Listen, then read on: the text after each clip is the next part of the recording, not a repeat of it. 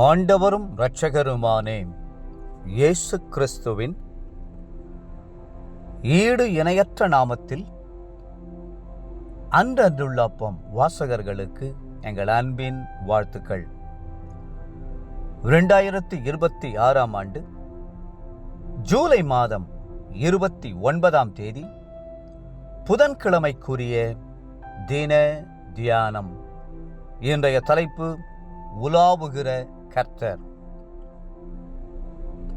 ஆதியாகமம் 3:8 சொல்கிறது, பகலில் குளிர்ச்சியான வேளையிலே தோட்டத்தில் உலாவுகிற தேவனாகிய கர்த்தருடைய சத்தத்தை அவர்கள் கேட்டார்கள்.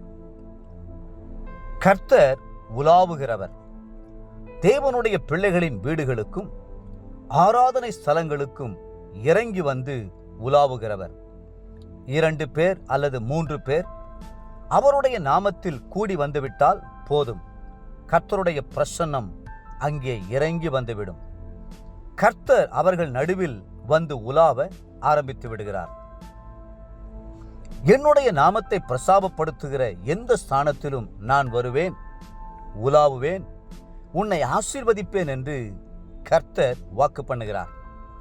வானத்தையும் பூமியை உருவாக்கின மகா பெரிய ஆண்டவர் மனுஷரின் மத்தியிலே வாசம் பண்ணி அவர்களுக்கு நன்மை செய்யும்படி உலாவி வருவது எத்தனை அற்புதமான ஒரு காரியம்!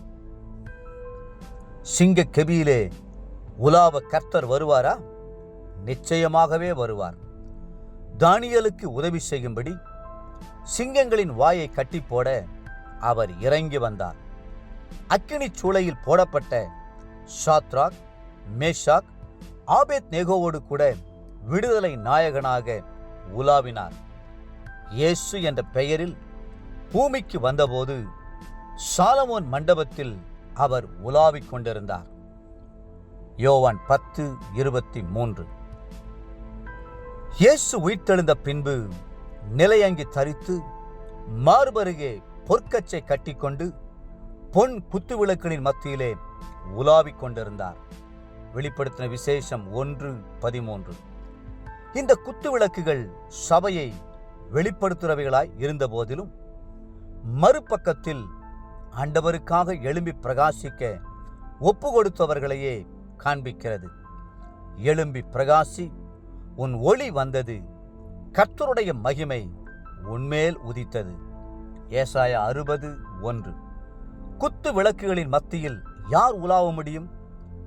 ஆசரிப்பு கூடாரத்தில் இருந்த குத்து விளக்குகளின் மத்தியிலே ஆசாரியர்கள் மட்டுமே உலாவ முடியும். இயேசு எப்பொழுது உயிரோடு எழுந்தாரோ அன்றே அவர் பிரதான ஆசாரியர் என்ற நாமம் தரிப்பிக்கப்பட்டார். எபிரேயர் 5:10. உயிர்த்தெழுந்த இயேசு கிறிஸ்து நம்முடைய மத்தியிலே பிரதான ஆசாரியராக நம்மை பிரகாசிக்க செய்ய வல்லமை உள்ளவராய் உலாவிக் கொண்டே இருக்கிறார். குத்து விளக்குகளின் மத்தியிலே உலாவுகிற இயேசு என்ன செய்கிறார்? நம்மை பிரகாசிக்க செய்கிறார். உலகத்தில் வந்து எந்த மனுஷனையும் பிரகாசிப்பிக்கிற ஒளியே அந்த மெய்யான ஒளி. பிரகாசிக்க செய்யும்படி அபிஷேக எண்ணெயை ஊற்றிக் கொண்டிருக்கிறார். மங்கி எரிகிற திரியை பிரகாசிக்க செய்கிறார். ஆவியின் வரங்களை அனல் மூட்டி எழுப்புகிறார்.